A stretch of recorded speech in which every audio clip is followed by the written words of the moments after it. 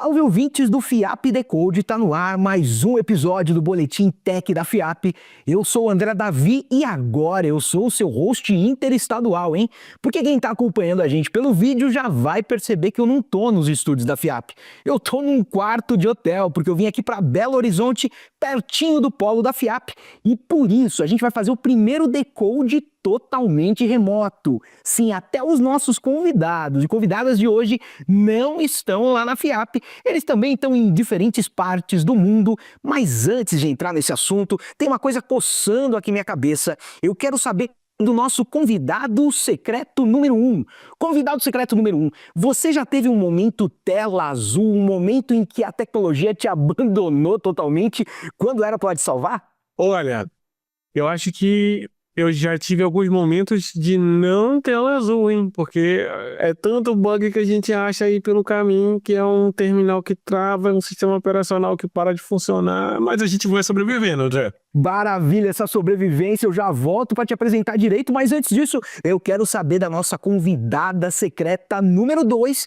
E você, já teve esse momento tela azul, onde a tecnologia te abandonou? Não foi uma tela azul, foi uma tela colorida. Ano passado eu subi no palco para palestrar e eu tinha mandado meus slides com antecedência, só que eu acho que quando foram baixar, algum código se perdeu. Então eu subi no palco, fui mostrar os slides, e em vez das letras, estavam códigos. Meu Deus! Eu aproveitei o gancho, eu falei, gente, ouvi falar que esse público aqui é dev, vamos ver se vocês manjam de código mesmo. E tá escrito aqui no slide. Ô, você ainda se saiu bem. Foi quase um lançamento lá do Windows 95, tela azul para todo lado. A galera que tá acompanhando a gente pôde perceber que os nossos convidados são de primeira. E quem são eles? Vinícius Neves, pra galera que acompanha lá o hipsters.tech, já ouviu o Vini junto comigo fazendo vários programas. Além disso, ele é Tech Lead, ele está lá em Portugal. E quem está com a gente também, que acabou de contar essa história aterrorizante de subir no palco e ser abandonada pelos slides, é a Paty Parra, que nesse momento está no interior de São Paulo e ela é nada mais, nada menos do que Dev Advocate. É isso mesmo, Paty? Isso. Cara, sensacional, vai ser muito bom conversar com vocês no episódio de hoje e eu não quero nem perder tempo. Eu já vou pedir para a mágica da edição fazer o nosso cronômetro aparecer aqui, porque as nossas notícias começam agora. E logo de cara, eu tenho uma notícia aqui, galera, que fala justamente sobre essa história de tela azul. Para quem não está familiarizado ou familiarizada, a Microsoft colocou lá no Windows, desde a versão do Windows NT, um recurso para a gente saber quando o sistema tinha totalmente travado, sem poder ser recuperado. Era uma tela, que primeiro era uma tela preta, cheia de erro, depois uma tela azul, mas aquilo dava detalhes sobre algum erro que tinha acontecido no computador e que, teoricamente, você poderia pegar um manual do sistema operacional e conseguir identificar lá exatamente o que tinha acontecido. Só que, com essa história dos sistemas operacionais continuarem evoluindo e também a aparência deles continuar melhorando, a Microsoft anunciou que não existe mais a tela azul. Agora, a partir do Windows 11 para frente, a gente vai ver uma tela com algumas instruções a mais, alguma coisa mais amigável. E eu pergunto para você, Vini Neves, o que você acha dessa mudança? Você que sempre está ligado nas interfaces, no front e nas melhores formas de comunicar com o público que está usando um sistema. Que lição que você tira disso aqui, cara? Bom, eu acho que aqui é um paradigma meio de... né, eles querem se livrar desse estigma de tela azul da morte, né? Que ficou toda uma carga pesada, porque essa tela significa que é isso. Não tem nada para fazer, você dá um reset ali, faz a oração aí pro seu Deus favorito e espera que seu computador ligue de novo. Né? Então, assim... eu acho que disso tudo, o mais importante, e aí falando muito da experiência do usuário, qual que é o meu olhar? A gente precisa ter uma comunicação muito clara e franca com quem está usando lá o nosso sistema. Do tipo, se alguma coisa aconteceu errado, a gente tem que dizer o que aconteceu, o porquê, e mais importante, como que a gente se recupera disso? Né? Não adianta só falar assim, ops, alguma coisa aconteceu e dar um botão de ok. Beleza, alguma coisa aconteceu e o que eu faço agora? Eu não sei o que eu faço, né? Então, acho que a riqueza de detalhes aí, e muito importante, além de dar ali um ok, uma mensagem, né, explicando o que aconteceu, tem que ser curta o suficiente para a pessoa não desistir de ler. Porque se você detalhar demais, aí a pessoa vai ver lá aquele testamento, tipo assim, eu só vou dar ok aqui, eu não quero ler isso. Então, eu acho que é toda uma arte aqui de comunicação com o usuário final que está sendo desenvolvido. Não, e isso linka direto com o que a Paty estava contando pra gente logo na abertura, porque realmente dá um desespero quando você vê um erro acontecer e não tem ideia ali do que tá acontecendo. Claro que lá no palco ela teve super jogo de cintura, mas na vida real é um pouco mais frustrante. Você também é a favor desse tipo de mudança, Paty? É meio que o fim de uma era, né? Eu entendo onde tá indo, mas foram tantas vezes que a tela é aquela, sabe, aquela coisa que é meio traumatizante, mas não se acostuma. E eu confesso que as vezes que me apareceu a tela azul, eu não li, eu apenas dei um grito e reiniciei o computador, rezando pra funcionar. Às vezes funcionava, às vezes não funcionava, né? A gente tinha que parar pra ler. Mas eu acho que isso também meio que mostra o Windows falando pra gente, ó, estamos virando uma coisa mais estabilizada, você vai ver isso menos, por isso vamos evoluir essa tela. Então acho que é uma mensagem do Windows pra gente se preocupar menos com isso. Mas confesso, assim, que vai ter um leve saudosismo aí quando você dá um problema e não oferecer a tela azul. Mas é legal você ter comentado isso, porque realmente sistemas estão mais estáveis, né? Puxa, eu lembro que ali no Windows Millennium, que para mim é o pior Windows que já saiu na história do mundo, era tela azul atrás de tela azul. E tem um lugar onde os erros frustram muito quem está usando algum sistema, é quando a gente está navegando em algum serviço da internet. A galera já deve ter se deparado com o tal erro 404, que para nós que estamos no mundo do desenvolvimento, tem um significado, tem um porquê esse erro e tem porquê outros erros terem seus próprios códigos. O que eu achei super bacana aqui? Tem uma matéria da Super Interessante, que é uma revista que não foca só em quem é especialista, foca em um grande público, contando para as pessoas um pouquinho dessa história, o para que serve cada código de erro. Tem até um site que eu gosto muito, que é um site que mostra os erros de HTTP com gatinhos. E aí, Paty, principalmente você que é Dev Advocate, eu fico imaginando o que é abrir essa caixa de Pandora, sabe? O que é contar para o público em geral, um público, usando essa brincadeira, um público civil, o que são esses erros? Você acha que isso agrega em alguma coisa, que isso mais atrapalha? Traz um pouquinho para a gente a sua visão. Eu não sei pra vocês, mas eu nunca decorei todos os erros. Eu sei os básicos, obviamente. Então, imagina pra quem não é técnico, vê aquilo, fala, oi, o que está acontecendo? Você não sabe se o erro é na sua máquina, se é no servidor, se é na internet. Então, acho muito importante ter uma descrição, ter uma criatividade. Inclusive, um que eu gosto muito, eu não sei se mudou, que faz tempo que eu não pego o erro lá, mas na Amazon, quando você tem um erro, eles têm um repositório, eu acho, com cachorrinhos de quem trabalha na empresa. Então, aparece o cachorrinho, o nome do cachorrinho de quem que é, funcionário, por exemplo, do software engineer Joãozinho. Então, eu acho isso muito legal. Dá até uma humanizada no erro, né, Paty? E Vini, a gente sempre brinca com a galera que retorna erro dos jeitos pra tudo, pra quando dá certo, pra quando não dá certo. Nessa publicidade de as pessoas conhecerem mais esses diferentes códigos, você vê também alguma utilidade nisso? Você acha que é importante para esse público que não é dev conhecer esse pool de erros? Conta pra gente o que você acha. Bom, eu acho que é mais uma curiosidade, porque se a gente para pra pensar, quando a gente está desenvolvendo software, e aí até pensando já no requisito de segurança, às vezes a gente não quer deixar vazar e transparecer qual que foi de fato o erro, porque isso pode dar aqui uma pista para alguém que está ali mal intencionado. Então a gente tem que tomar cuidado que, ok, alguns erros a gente pode deixar passar. Você falou do 404, né, que é normalmente quando a gente não encontra alguma coisa.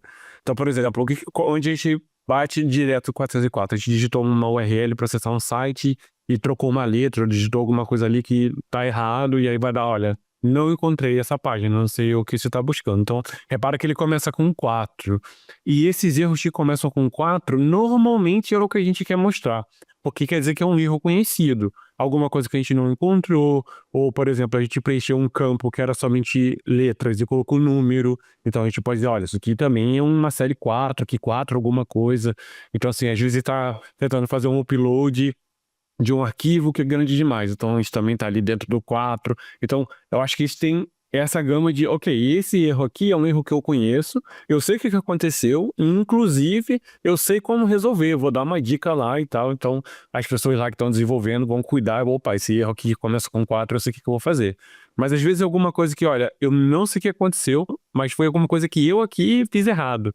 Aí fala, não, beleza, esse erro aqui começa com 5, então não olha para isso, dá aí uma engambelada na pessoa que tá usando, mostra aí uma figura de cachorrinho, de gatinho, porque eu não sei o que aconteceu e também não posso dar detalhes desse erro. Então imagina, eu acho que é um misto de curiosidade, ou seja, a gente tem um protocolo sobre o qual a internet funciona.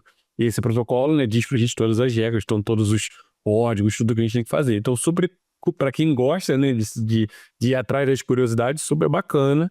Mas, no fim das contas, a gente espera que nossos usuários, né, as pessoas que estão usando lá nosso sistema, nunca tenham de ver uma mensagem de erro que corra tudo super bem. Principalmente ali né, da parte em si de criar um usuário, pagar uma conta, né, assinar alguma coisa. Então, Que elas nunca vejam o erro, Vini, já tô atropelando aqui, e também que elas nunca tenham que lidar com ele, né? Eu nunca tinha pensado nesse ponto que você trouxe, Vini, de que às vezes a gente quer esconder algum detalhe do erro justamente para preservar a segurança do nosso sistema. Isso liga muito com a próxima notícia. O que aconteceu? Uma empresa que fazia o serviço de interligar diferentes sistemas de pagamento com o sistema brasileiro financeiro, ela sofreu um ataque. Parece ter havido uma invasão usando credenciais lá de usuários, e a gente está falando de R$ 1 bilhão supostamente desviados. A empresa veio a público e disse, olha gente, nenhum cliente sofreu nada, o dinheiro que foi roubado era um dinheiro de segurança nosso que estava lá numa conta do Banco Central, tá tudo bem. Mas será que tá tudo tão bem assim? Porque no mínimo essas credenciais vazaram, e já que você puxou essa bola da segurança, Vini, eu queria que você contasse um pouquinho pra gente como que você enxerga um caso como esse, ainda mais quando a gente tá falando de um montante tão grande de dinheiro. bom, eu acho que quando a gente fala de segurança, o elo sempre mais fraco são as pessoas. No sentido de, a gente bota lá, usa um gerador de senha e pega uma senha super forte lá, gigante, tem todos os tipos de caracteres possíveis. A gente nem sabe essa senha de cabeça, então a gente salva isso num gerenciador de senha seguro lá da vida, que existem, né, opções boas aí no mercado. E aí a gente tem lá a nossa credencial super segura. O que isso impede? Se alguém quiser tentar descobrir, né, na marra a senha, ou seja, pegar e escrever um software que vai tentar todas as combinações possíveis e imagináveis de letras e números de acentos, imagina o tempo que essa pessoa vai demorar, e a gente consegue lidar com isso de forma tranquila. Mas aonde que está, às vezes, o elo fraco? É um e-mail que se parece com um e-mail de verdade, mas está mal intencionado, né? Às vezes ele está oferecendo ali, olha, você ganhou isso, ganhou aquilo, para não perder, clica aqui, e aí você, né, começa a ter o que a gente chama de engenharia social. Alguém está tentando convencer uma pessoa a clicar em links maliciosos ou fornecer credenciais do tipo, olha, alguém vazou suas credenciais, clica aqui, faça login imediatamente. Esse tipo de coisa, às vezes, não tem nada vazado. Você foi lá e entregou, né, o seu usuário sem. Inclusive, um amigo meu uma vez me deu a dica de, olha, quando eu vou acessar alguma coisa, qualquer que seja, na dúvida, eu sempre erro a primeira vez a senha de propósito. Porque, né, a pessoa, né, o sistema sabe que a senha está errada. Então, se tiver alguém ali de forma maliciosa querendo roubar a minha senha, vai roubar a senha errada e eu vou saber que tem alguma coisa. Então, eu acho que no final das contas, né, e muito que eu vejo das empresas que eu já trabalhei, quando a gente fala de treinamento de segurança e segurança, é mais uma reeducação digital do tipo, toma cuidado com isso, isso e aquilo, cuidado com o link, cuidado com o e-mail, olha o remetente, né? Cuidado com as pessoas que ligam, fala que você vai receber um código no seu SMS e você não entrega esse código, olha, leia antes. Então acho que o elo mais fraco, eu acho que está sempre mais de pegar a pessoa que está na correria no momento fragilizado, às vezes ele pegou e tá bem, tá aqui, toma aqui o SMS que chegou e pronto, alguém lá roubou seu WhatsApp, por exemplo.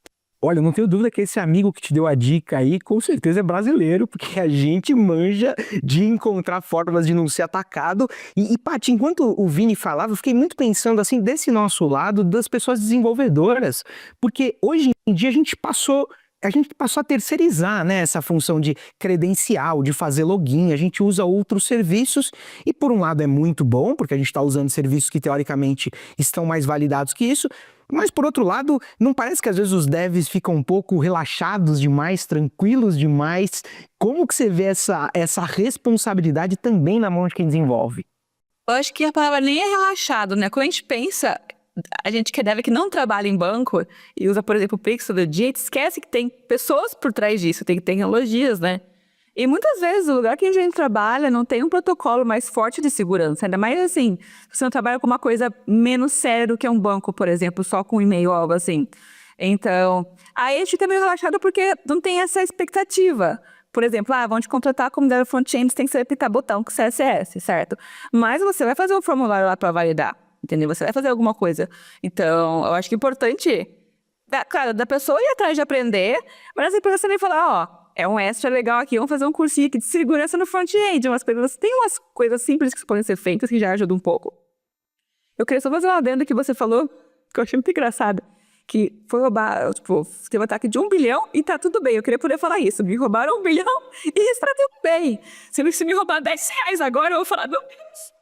Mas realmente, essa questão que você falou, você acabou até dando uma dica meio de entrevista de emprego pra galera que tá fazendo aqueles testes práticos. Pô, dá um charmezinho ali no que você tá entregando ali no teu projeto de front, mostra que você entende um pouquinho também dessa segurança logo na cara inicial aí do sistema que você tá fazendo. E pra gente trazer a nossa última notícia do episódio de hoje, a Netflix já há um bom tempo vem testando alguns eventos públicos. E ela, como boa prática de segurança, mesmo que não seja essa segurança de invasão e sim uma segurança do negócio, ela começou pequeno, né? Começaram com pequenas transmissões, eu lembro ali que fizeram a transmissão do episódio final do Casamento às Cegas, depois fizeram ali um campeonato de futebol, e isso foi evoluindo. Agora eles fecharam uma parceria, Netflix e NASA, para poder transmitir uma série de conteúdos ao vivo. O que sempre me levanta uma curiosidade muito grande sobre, existe essa demanda para tantos conteúdos ao vivo assim? Porque a gente sempre dizia, né? Olha, o streaming matou a TV, agora eu quero assistir a hora que eu quiser. Como que você vê, Paty? Eu queria, na verdade, que você trouxesse 2 pontos. O primeiro é essa questão de demanda, se na sua opinião, na sua visão, há essa demanda toda.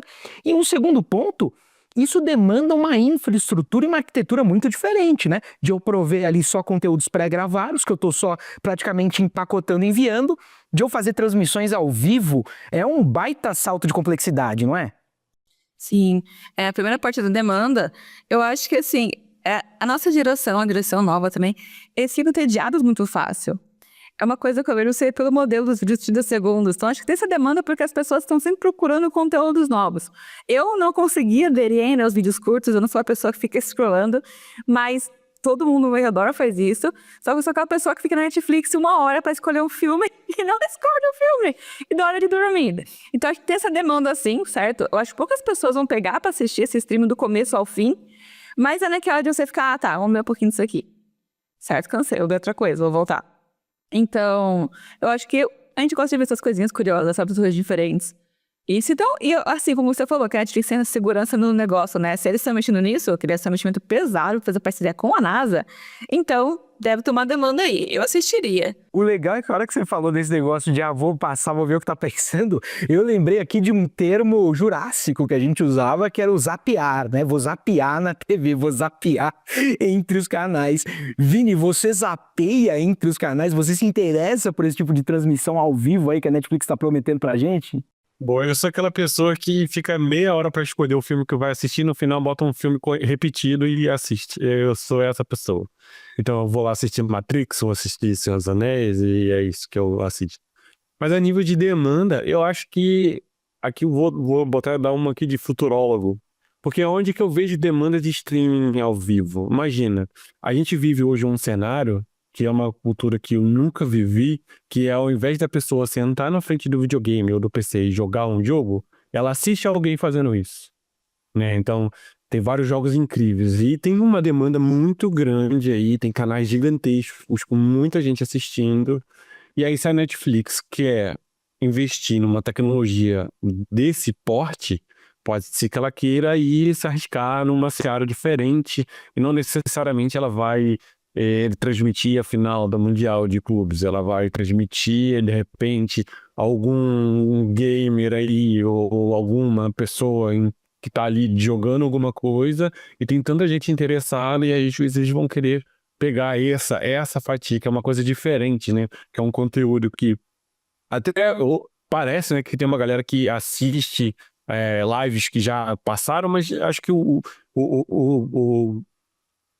pode pirim-pim-pim entrar ali no quem tá assistindo ao vivo, que você consegue interagir e mandar lá qualquer coisa e tal. Então, dando uma de futurólogo, eu acho que talvez eles vão querer transmitir coisas que, né, já estão consolidadas e tentar atacar e pegar mercados que hoje eles não têm.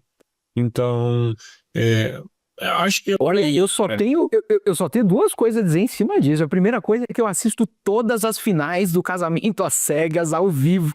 E a segunda coisa é que vocês passaram muito bem pelos nossos minutos de notícia no primeiro Decode feito de forma totalmente remota. A gente continuou conectado aqui, decodificando, e até dá tempo de uma curiosidade da semana, porque afinal de contas, já que eu estou fora do meu estado de origem, eu tenho visitado muitos museus. Eu adoro museu.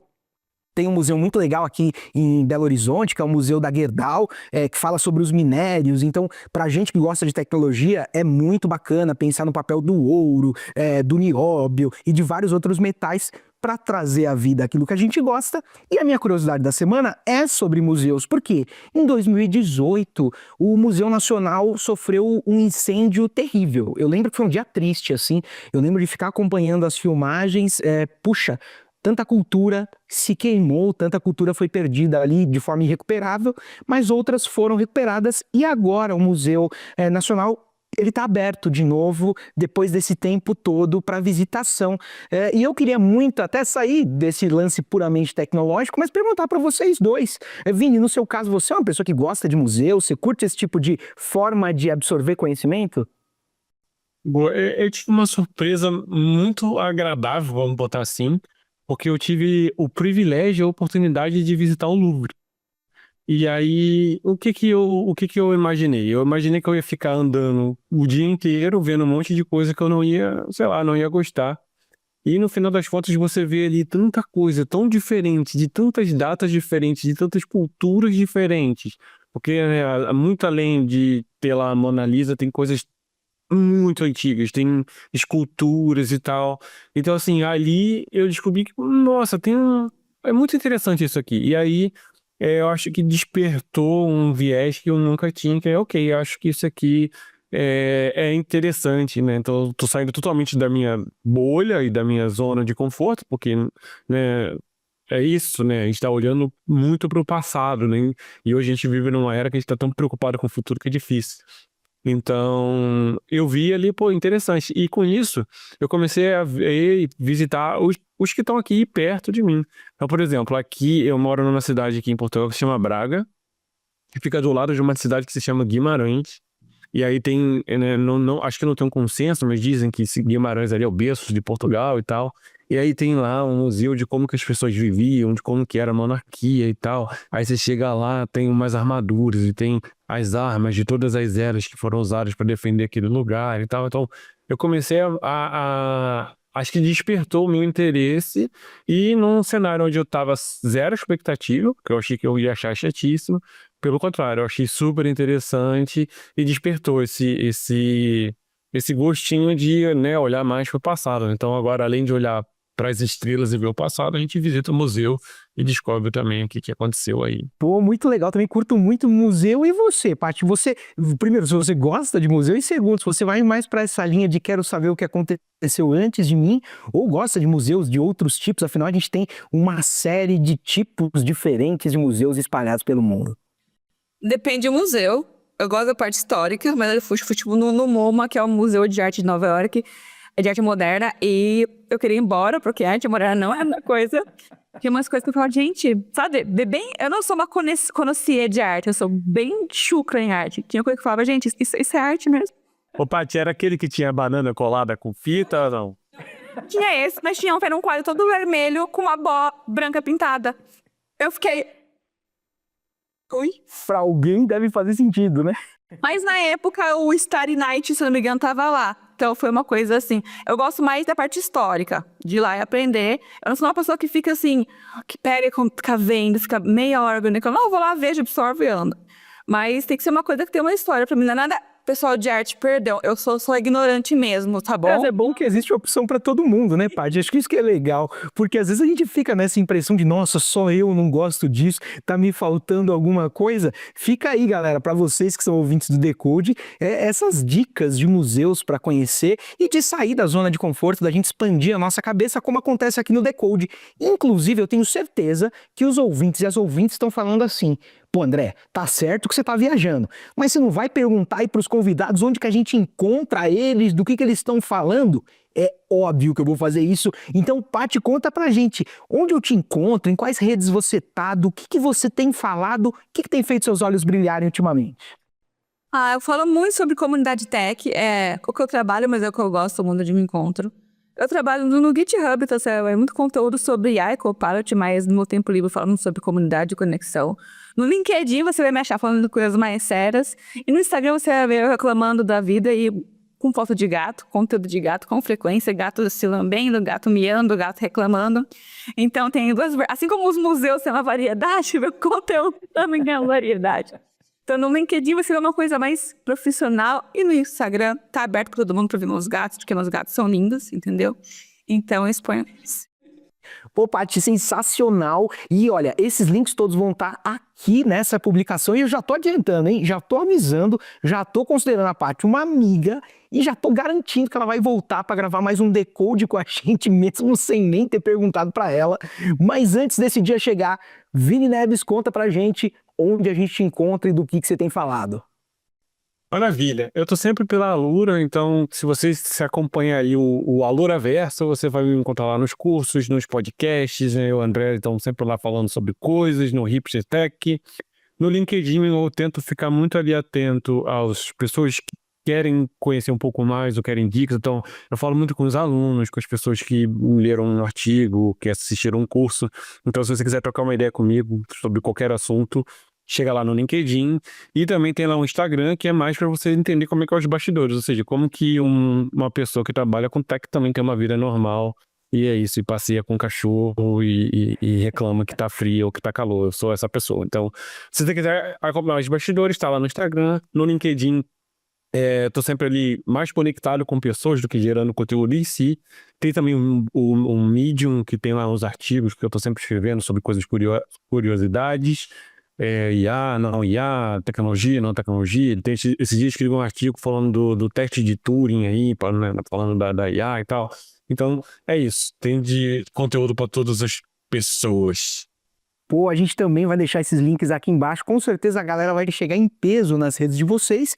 E eu queria agradecer demais a vocês dois por toparem fazer com a gente esse Decode tão diferente, tão remoto, mas ao mesmo tempo tão conectado. Onde mesmo distantes fisicamente, a gente conseguiu decodificar as principais notícias do mundo tech. E você, ouvinte do Decode, você já sabe, não importa onde você está ouvindo esse programa, se você está assistindo ou se está aí com o fone lá dentro só escutando a gente, você faz parte aqui da família Decode. Então deixa o seu comentário aqui nessa publicação do Spotify, avalie a gente com 5 estrelas e é claro, fique atento nas nossas redes sociais porque na semana que vem tem mais Decode. Até mais! O FIAP Decode faz parte da Hipsters Network, a rede de podcasts do ecossistema Alura, FIAP e PM3. Quer saber ainda mais sobre tecnologia e negócios? Acesse hipsters.network e siga o @hipsters.network no Instagram.